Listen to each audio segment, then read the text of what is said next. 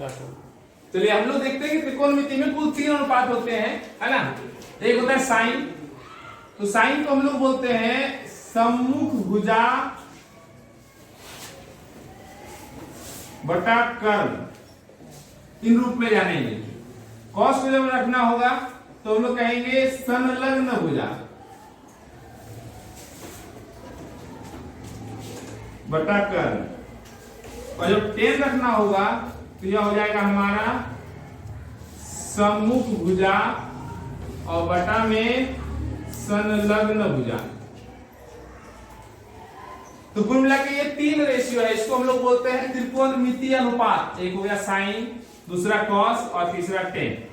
अभी हमने कोई एंगल की बात नहीं की, हम सीधा बात कर रहे हैं कि साइन किसको बोलते हैं। तो जिस कोण के लिए हम लोग रखेंगे उसका सम्मुख भुजा बटा कर्ण, कॉस संलग्न भुजा बटा कर्ण और टेन सम्मुख भुजा बटा संलग्न भुजा। इसके लिए आप एक ट्रायंगल ले सकते हैं, ये हमारा ट्रायंगल रहा, और इस ट्रायंगल में हम एक एंगल लेते हैं। मान लीजिए यह ट्रायंगल है ए बी सी, जिसका एंगल ए जो है यह 90 डिग्री का है, इसको दर्शाते हैं H, इसको दर्शाएंगे P और इसको दर्शाएंगे B। अब हम लोग ये थीटा एंगल के लिए बात करेंगे। मान लेते हैं एंगल C का मान थीटा है, तो इसके लिए हम लोग किस तरह से लगाएंगे। तो जब हम साइन के लिए लगाएंगे तो साइन थीटा रखेंगे, और जब आप साइन थीटा रखिएगा तो यहाँ जाएगा साइन थीटा, तो इसके सम्मुख भुजा कौन हो जाएगा, तो सम्मुख हो जाएगा साइन थीटा के सामने वाला ए बी।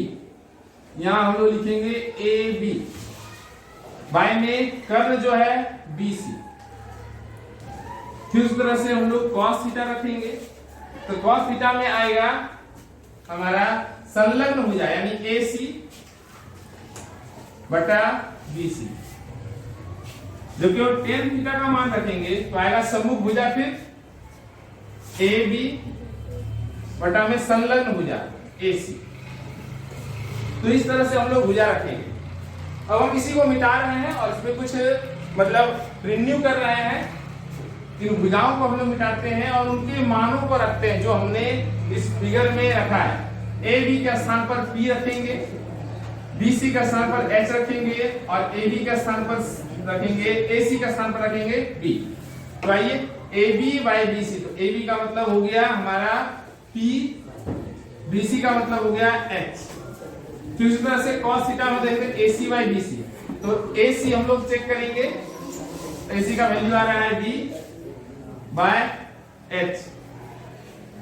फिर टेन थीटा देखेंगे हम लोग, तो यहां मिल रहा है हम लोग को ए बी P बाय यहां से ए सी यानी कि B। तो इस तरीका से हमारे पास एक फॉर्मूला प्राप्त हो जाता है और हम इन फॉर्मूला को याद कर लेते हैं, है ना। साइन थीटा बराबर है P by H, cos theta B by H और tan theta P by B। इसको याद करने का सबसे सरल तरीका है, यहाँ लिखेंगे हम लोग पंडित, B फॉर भोला और H for Prasad, Pandit Bhola Prasad. Next हमारा है H हर हर बोले। अब इसको ऐसे याद कर सकते हैं, पंडित भोला प्रसाद हर हर बोले। अब हम लोग ठीक इसको अपोजिट करते हैं, साइन कॉस टेन के बाद हम लोग साइन का अपोजिट करते हैं। तो हम फिर से फिगर मिटाने जा रहे हैं, और साइन का जो उल्टा होता है उस रेशियो को बोलते हैं कॉसेक। कॉसेक में हो जाएगा साइन का उल्टा यानी H बाय P।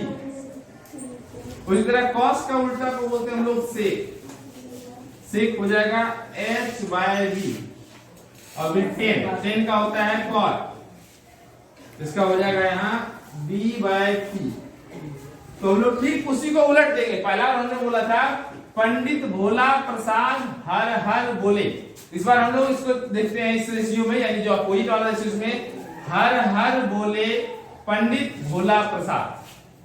बस ये 3 शब्द हमारे पास मिलते हैं, हम इसको यहां भी लिख सकते हैं। और आप एक बार देख लीजिएगा, यहां लिखेंगे पंडित भोला प्रसाद, और नीचे यहां लिख रहे हैं हर में हर हर बोले। ठीक इसी को हम लोग उलट के यहां रख देंगे, वैल्यू आ जाएगा पंडित P के लिए बी के लिए भोला और पी के लिए प्रसाद लास्ट में। तो पंडित भोला प्रसाद हर हर बोले, इस तरीके से हम लोग इसको लगा सकते हैं। और ये हमारा है ना एक फॉर्मूला बन गया कि cos थीटा का वैल्यू क्या आएगा, तो h बाई पी आएगा। किसके लिए? थीटा एंगल के लिए। तो इधर sec जो है थीटा एंगल के लिए h by B, cot theta angle के लिए b बाई पी। तो कुल मिला के हम लोग क्या किए, यहाँ 6 रेशियो मिला था हमको और सभी 6 रेशियो को हम लोग रख दिए। ठीक है, अब इन रेशियो के बीच कुछ संबंध होते हैं, अंतर संबंध, उन संबंधों को हम लोग चेक करेंगे।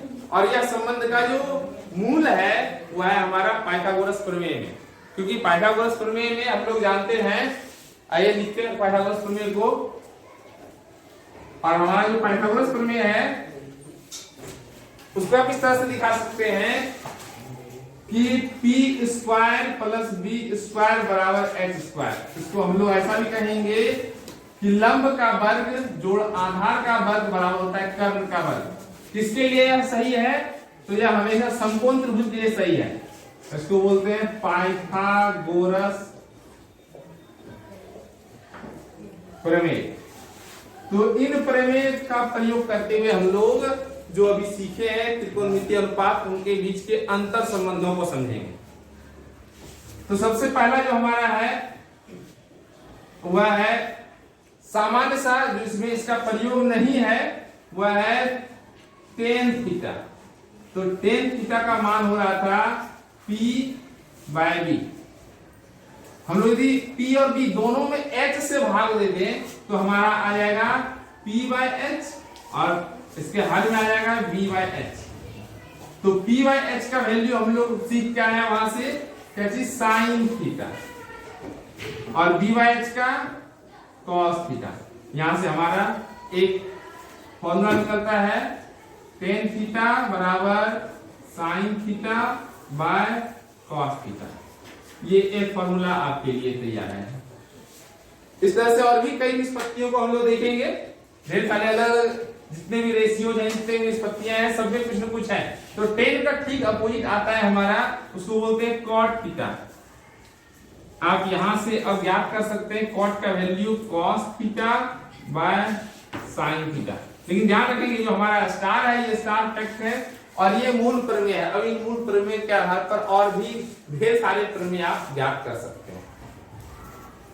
तो हम लोग इसके बाद आते हैं पाइथागोरस प्रमेय का प्रयोग करके कौन सा सिद्धांत या कौन सा रिलेशन पता करेंगे। इसमें जो सबसे पहला है हम लोग लिख रहे हैं sign square theta plus cos square theta. और देखिए साइन स्क्वायर थीटा का मान होता है, साइन थीटा का मान हम लोग पढ़े हैं p बाय h, तो इसका स्क्वायर हो गया। यहाँ कॉस का है तो लिखेंगे b बाय h, इसका स्क्वायर। अब आइए p square bye h square plus b square by h square. दोनों का आधार हम लोग देख रहे हैं, हर दोनों का समान है तो h स्क्वायर लिख देते हैं। यहाँ से p स्क्वायर और यहाँ से b स्क्वायर। अब पाइथागोरस का प्रमेय का प्रयोग कीजिए। p square plus b square का वैल्यू आ रहा था h स्क्वायर, तो h स्क्वायर बटा में h स्क्वायर। अब दोनों कैंसिल होता है, दोनों कैंसिल होकर वैल्यू क्या होता है 1। इसलिए हम लोग एक यहाँ से थ्योरम लेते हैं, यानी ये हमारा कैलकुलेशन हो गया और ये कैलकुलेशन के आधार पर हम एक थ्योरम निकाले। वो थ्योरम आ गया क्या चीज कि sine square theta plus cos square theta equal to 1। एक दूसरा हमारा मूलभूत प्रमेय मिल रहा है। पहला हम लोग देखे थे tan थीटा बराबर sin theta by cos theta. दूसरा आ रहा है हमारा sin square theta plus cos square theta बराबर 1। इससे और भी कई उप प्रमेय मिलते हैं, जैसे हम इन प्रमेयों को यहाँ लिख रहे हैं, इनके उप प्रमेय जो है। और सबसे पहला उप प्रमेय है हमारा sin थीटा केवल निकालना हो तो ऐसा रखेंगे रूट में 1 माइनस cos स्क्वायर थीटा। दूसरा हम लोग को निकालना है cos थीटा, तो रखेंगे root under 1 minus sine square theta. ये दोनों प्रमेय आपका sine square theta plus cos square theta बराबर 1 से ही निकला है। अब इसके बाद एक और मूलभूत प्रमेय होता है, 2 के बाद हम तीसरा मूलभूत प्रमेय पर चलते हैं।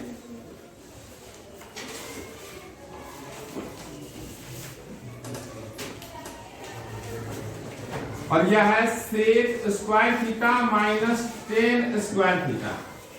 यहां हम लोग चेक करेंगे तो सेक स्क्वायर थीटा का वैल्यू है यह हो जाएगा h बाय बी का होल स्क्वायर माइनस 10 का वैल्यू हम लोग लिखेंगे तो यहां मिलेगा हम लोगों को p square p by b इसका होल स्क्वायर। कैलकुलेट कीजिए h square by b square minus p square by b square. दोनों का हर समान है तो दोनों मोटी लकीर में दोनों रखते हैं। यहां से h स्क्वायर माइनस में p स्क्वायर। हम लोग पाइथागोरस प्रमेय में देख चुके हैं कि p स्क्वायर और b स्क्वायर को जोड़ते हैं तो h स्क्वायर मिलता है। ठीक h स्क्वायर में यदि हम p स्क्वायर घटाएंगे तो b स्क्वायर मिलेगा और b स्क्वायर घटाएंगे तो p स्क्वायर मिलेगा। यहाँ p स्क्वायर घटाया गया इसलिए यहाँ मिलेगा हम लोग को b स्क्वायर। तो इसका आंसर हो गया b स्क्वायर और हर में भी हो गया b स्क्वायर। फिर से दोनों कैंसिल होगा वैल्यू आएगा 1। यानी यहाँ से एक और प्रमेय हमको प्राप्त होता है और वो हमारा प्रमेय होता है sec square theta minus tan square theta बराबर 1। ये कुल मिला के तीसरा प्रमेय है। यहाँ से आप कई प्रमेयों को निकाल सकते हैं जैसे सेक थीटा बराबर root under 1 plus tan square theta. दूसरा टेन थीटा बराबर आ जाएगा sec square theta minus 1 root under में। तो हम लोग यहाँ से प्रमेय ढेर निकाल सकते हैं और कुल मिला के हमें 6 निष्पत्तियां और 3 संबंध प्राप्त हुए।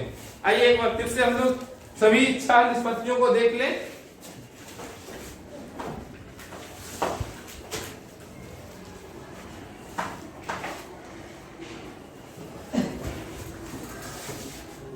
तो सबसे पहले हम लोग रेशियोज देखते हैं। ये निष्पत्तियां कौन कौन से हैं? तो पहला था साइन थीटा जो कि p बाय h, दूसरा था कॉस थीटा जो था b बाय h और तीसरा था टेन थीटा जो कि p बाय b। अब इसके अपोजिट चलते हैं तो फर्स्ट का जो अपोजिट है उसको हम लोग चौथी निष्पत्ति के रूप में देते हैं cosec theta h by cosec theta h by p। Cos का अपोजिट देखते हैं हम लोग फिर sec theta h by b और टेन का अपोजिट हो जाता है हमारा six cot theta b by p। तो फिर लगे ये अच्छा निष्पत्तियां हैं, ये अच्छा रेशियो अच्छा अनुपात है। और इसके बाद हम लोग रिलेशंस देखते हैं कितने रिलेशन आए हमारे पास। तो सबसे पहला रिलेशन जो आया ये आया हमारा टेन थीटा बराबर sine theta by cos theta. ये हमारा पहला रिलेशन था। इसमें दूसरा रिलेशन हम लोग देखे थे sign square theta plus cos square theta बराबर 1। और तीसरा रिलेशन जो हम लोग देखते हैं वह देखते हैं sec square theta minus tan square theta बराबर 1। तो ये 3 रिलेशन और ये अच्छा निष्पत्ति, इन्हीं के आधार पर हमारा पूरा त्रिकोणमिति से संबंधित जितने भी सवाल होंगे सारे इन्हीं के आधार पर बन जाएंगे। और इनके आधार पर ढेर सारे अलग अलग नए नए थ्योरम भी तैयार होते हैं, नए नए रिलेशंस भी क्रिएट होते हैं। तो हम लोग जैसा कि पहले जान चुके हैं, यहाँ से टेन थीटा बराबर साइन बाय कॉस होता है तो साइन निकालना तो टेन इंटू कॉस हो जाएगा। यदि कॉस निकालना है तो साइन बाय टेन हो जाएगा। फिर उसी प्रकार से sin square theta plus cos square theta बराबर 1 होता है तो sin निकालना हो तो रूट अंडर में 1 माइनस cos स्क्वायर थीटा आ जाएगा। cos निकालना हो तो रूट अंडर में 1 माइनस sin स्क्वायर थीटा आ जाएगा। फिर यहाँ से sec square theta minus tan square theta equal to 1। यानी sin थीटा निकालना sec थीटा निकालना है तो हम लोग क्या करेंगे, यहाँ लिखेंगे root under 1 plus tan square theta. और यदि tan थीटा निकालना हो तो हम लोग लिखेंगे root under sec square theta minus 1। तो इस प्रकार से हम लोग ये 3 रिलेशंस को देखेंगे और ये 3 रिलेशन के आधार पर हमारा पूरा का पूरा वैल्यू ज्ञात हो जाएगा। तो सबसे पहले तो यहाँ तक हम लोग देख लिए हैं। अब आते हैं भाई इसमें जो थीटा है उसके आधार पर क्या रेशियो आता है, क्या एंगल होता है। तो लोग कुछ एंगलों पर बात करेंगे देखिए और किस तरह से मान निकाले जाते हैं। क्योंकि जब आप प्रश्न बनाइएगा तो आपके पास कुछ समस्याएं खड़ी होंगी। किस तरह से समस्या कुछ इस तरह से होगी कि साइन 30 डिग्री का वैल्यू क्या होता है। जब हमको साइन 30 डिग्री का मान निकालना हो तब हम क्या करेंगे? तो कुछ ऐसे गुणज कोण है जिन कोणों को हम आसानी से निकाल सकते हैं। तो कौन कौन से कोण है, उन कोणों को हम लोग एक बार ध्यान से देखें। सबसे पहला हमारा 0 डिग्री, उसके बाद है 30 डिग्री, फिर है 45 डिग्री का कोण, फिर 60 डिग्री का कोण, फिर 90 डिग्री का कोण। तो ये कुल जो हमारे पास 5 कोण है, इनके लिए हम सभी निष्पत्तियों का मान ध्यान रखेंगे। तो कैसे ज्ञात किया गया है? इन पांचों निष्पत्तियों से हम लोग किस प्रकार से निकालेंगे कोणों का मान, हम लोग इसको देखेंगे। कटा की बंद हो गया? पूरा बंद नहीं, मीटर चल रहा चालू है मीटर, बंद नहीं हुआ। आइए हम लोग आज जो है ना फिर से देखेंगे इसमें त्रिकोणमितीय मान।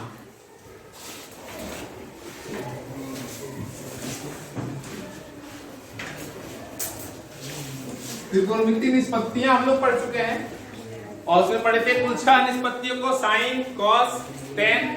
साइन का उल्टा जो था उन निष्पत्तियों को हम लोग बोल रहे थे कॉसेक।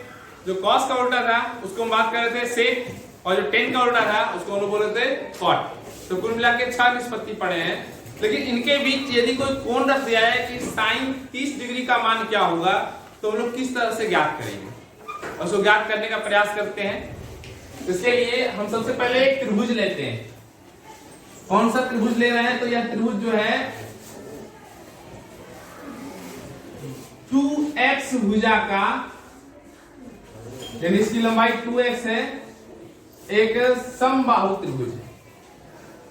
त्रिभुज ABC का आप चयन कर सकते हैं जो कि 2x भुजा का है। अब हम क्या करेंगे, यहां से एक लंब डालेंगे जो भुजा AC को बराबर भागों में बांटेगा। इधर भी x और इस तरफ भी x, दोनों तरफ x डिस्टेंस, यानी ये डिस्टेंस x हो गया। और यहां से हम लोग जो पॉइंट है इस पॉइंट को मान लेते हैं D। तो आइए हम लोग अब ABD में बात करेंगे और इस त्रिभुज को हम अलग कर लेते हैं। ये त्रिभुज हमारा यहाँ अलग हो जा रहा है, जिसमें आ रहा है ये हो गया हमारा point B, point D, point A का मान x, AB का मान हम लोग 2x देखते हैं। तो BC का मान निकालेंगे क्योंकि यह कोण तो है, यानी कोण D हमारा समकोण है, तो BC का मान निकल जाएगा पाइथागोरस के प्रमेय के आधार पर x√3, है ना। क्यों? क्योंकि आप जब भी निकालिएगा BD तो कैसे निकालिएगा, √अंडर AB² माइनस AD²। तो 2x का होल स्क्वायर माइनस x का स्क्वायर √अंडर, यानी 4x² माइनस x²। कलर करेंगे तो आ जाएगा 3x² का √अंडर। x² का √अंडर करेंगे तो x तो बाहर हो जाएगा, लेकिन 3 को √अंडर में रहना होगा। हम लोग ये x√3 देखते हैं। तो यही वैल्यू हमारा हो गया BD का, इसलिए BD हम लोग लिख दिए हैं x√3। अब एंगल को चेक करेंगे तो समकोण, ये समबाहु त्रिभुज के किसी भी कोण का मान 60 डिग्री था, यहाँ भी 60, यहाँ भी 60। लेकिन ये कोण जो है कोण B, ये 2 टुकड़ा में बट गया है। तो यहाँ 60 डिग्री, यहाँ भी 60 डिग्री, लेकिन यहाँ 30 डिग्री और 30 डिग्री, इसके 2 टुकड़ा हो गया है। तो एंगल B हमारा 30 डिग्री का हो गया है और एंगल A जो है यह 60 डिग्री का है।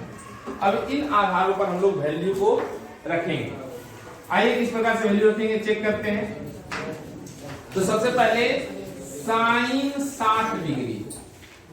अब चूंकि इस कोण के लिए सम्मुख भुजा कोण होगा BD, तो हम लोग लिखेंगे BD बाय कर्ल AB,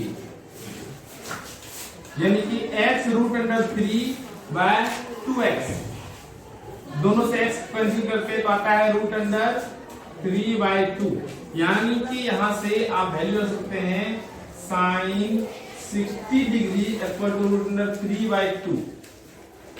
ये पहला वैल्यू यहां निकल के आ रहा है। दूसरा हम लोग देखते हैं cos 60 डिग्री, तो आसन्न भुजा अर्थात AD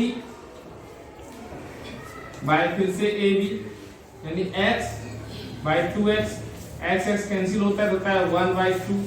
यहां फिर लिखेंगे हम लोग कि cos 60 डिग्री इक्वल टू 1/3। ये दूसरा वैल्यू हो गया। अब फिर तीसरा वैल्यू पर आते हैं, tan 60 डिग्री। तो इस तरह से BD बाय AD यानी x√3 बाय x √3 आ रहा है यहाँ वैल्यू। यहाँ तो लिखेंगे tan 60 डिग्री इक्वल टू √3। तो तीन वैल्यू हमको मिल रहा है, साइन का, कॉस का और टेन का। फिर इसको यदि आपको हिट कर दिया जाए तो तीन और वैल्यू मिलेंगे। साइन का यदि आ रहा है √3/2 तो cosec 60 का मान आएगा 2/√3। हम यहां से लिख सकते हैं cosec 60 डिग्री, क्योंकि साइन का अपोजिट होता है cosec, तो क्या आएगा 2/√3। cos 60 का है तो sec 60 का क्या आएगा 1/2 का उल्टा हो जाएगा 2, क्योंकि 2/1 होगा तो हम लोग केवल 2 लिखेंगे। तो इस तरह से tan 60 का है √3। तो इसका हर में कुछ नहीं है, यानी हर में माना जाता है 1 होगा। तो जब भी इसको उल्टेंगे तो 1/√3 आ जाएगा, तो हो जाएगा tan 60 डिग्री का उल्टा cot 60 डिग्री इक्वल टू 1/√3। तो कुल मिला के यहाँ से हम लोग को 6 मान प्राप्त हो रहे हैं, और 6 मान किसके हैं 60 डिग्री एंगल के लिए है ना। यह जो है हमारे पास 60 डिग्री के एंगल के लिए मान प्राप्त हो जा रहा है। ठीक इसी प्रकार से हम लोग अब इसके बाद 30 डिग्री के लिए निकालेंगे। 30 डिग्री हमारा यहाँ है, एंगल बी हम लोग देख पा रहे हैं कि जो एंगल बी है यह 30 डिग्री है। इसमें क्या करेंगे, तो फिर से हम लोग वैल्यू क्रिएट करते हैं यहाँ पर 30 डिग्री रख के, और देखते हैं अगला मान क्या आता है। साइन 30 डिग्री, कॉस 30 डिग्री और टेन 30 डिग्री।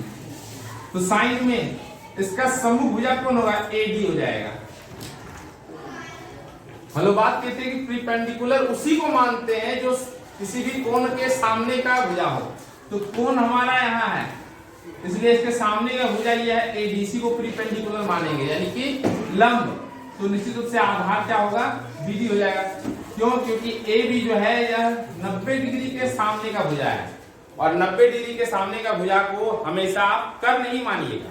तो यहाँ यह कर्ण हो गया AD हमारा लंब हो गया, और BD हमारा आधार होगा किसके लिए 30 डिग्री के लिए। तो आएगा AD बाय AB, यानी हम लोग निकालेंगे x/2x यानी 1/2। यहाँ निकालेंगे साइन 30 डिग्री का वैल्यू 1/2। फिर cosec 30 डिग्री निकालना हो तो निकालेंगे 2 हो जाएगा। उस तरह cos 30 का निकालेंगे तो BD बाय AB।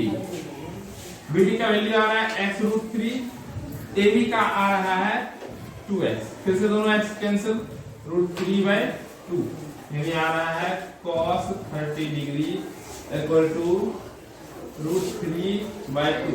यहाँ पे आएगा sec 30 degree equal to 2/√3। Next आते हैं tan 30 का, तो AD बाय BD यानी x/x√3 यानी आ रहा है 1/√3। तो हम लोग निकालेंगे tan 30 डिग्री 1/√3, इसलिए cot 30 डिग्री निकालेंगे तो आएगा √3/1 यानी कि √3। तो कुल मिलाकर हम लोग को यहाँ से 30 डिग्री के लिए भी निष्पत्ति निकल गया है कि साइन का मान 1/2 होता है, cos का √3/2 होता है, tan का होता है 1/√3। तो कुल मिलाकर एक 60 डिग्री, दूसरा 30 डिग्री। अब इससे आगे बढ़ेंगे 45 डिग्री हम लोग देखते हैं, 45 डिग्री। इसके लिए क्या करेंगे, तो ये हम समझते हैं, आपको समझ लिए होंगे। इसके बाद एक और त्रिभुज हम लोग चुनते हैं। पहला में चुना गया था समबाहु त्रिभुज, जिसकी भुजा 2x रखी गई थी अपनी सुविधा के अनुसार। ऐसे हम लोग x भी रखते तो हो जाता, पर तो रेशियो निकालने में थोड़ी सी कठिनाई होती है, थोड़ा सा लंबा होता है। हम लोग एक ऐसा समकोण त्रिभुज चुनते हैं जिसकी दो भुजा बराबर हो, क्योंकि यह कोण हमारा 90 डिग्री का है। यदि ये दोनों भुजाएं AB और AC बराबर होंगी तो इन दोनों का माप भी बराबर होगा और इन दोनों का कोण भी बराबर होगा। तो बराबर होने पर कितना होगा 45 45, क्योंकि किसी भी त्रिभुज के तीनों कोणों का योग कितना होता है तो 180, उसमें एक कोण 90 डिग्री निकल जा रहा है, तो हमारा आ रहा है 90। अब दो कोण बराबर बटेंगे तो 45 डिग्री के एंगल बनेंगे। तो इस आधार पर यदि इसका कर्ण निकाला जाए तो आएगा x√2, क्योंकि आधार का वर्ग और लंब का वर्ग दोनों को जोड़ने पर x√2 आता है। एंगल कितने के आते हैं तो 45 डिग्री के। अब आइए इनके लिए मान निकालते हैं। Sine 45 degree AB by BC यानी x बाय x√2 यानी 1/√2। फिर तरह cos 45 AC बाय BC, फिर से x बाय x√2, यहां से आ रहा है 1/√2। tan 45 भी निकालेंगे तो sin y cos बराबर भी tan होता है, यहां से निकालेंगे 1/√2 और फिर बटा में 1/√2, कुल मिला के मिल जाएगा हम लोग क्या 1। यहां से लिखते हैं AB बाय AC यानी x बाय x कैंसिल होगा 1। तो आइए सभी निष्पत्तियों को लिखे हम लोग। sin 45 डिग्री बराबर आता है 1/√2, cos 45 डिग्री बराबर भी आता है 1/√2 और tan 45 डिग्री बराबर होता है 1 होता है। इसी के आधार पर sin, cos और tan के आधार पर हम लोग निकालेंगे तीन और निष्पत्ति जो इसका उल्टा है। तो sin का उल्टा क्या होता है cos x √2, cos का उल्टा क्या होता है sec, इसका क्या हो जाएगा 1/2 का उल्टा √2 है ना। 1 का उल्टा तो 1 होता है, इसलिए tan का उल्टा आ जाएगा cot 45 डिग्री वैल्यू 1। तो हमारे पास फिर से 45 डिग्री के लिए देख रहे हैं तीन वैल्यू मिल रहा है। अब इनको सारणीबद्ध करते हैं। 30 डिग्री निकाला, 60 डिग्री निकाला, 45 डिग्री निकाला, सभी को हम लोग सारणीबद्ध करते हैं और देखते हैं किस तरीके से इसका मान जो आता है इसको हम रख पाते हैं।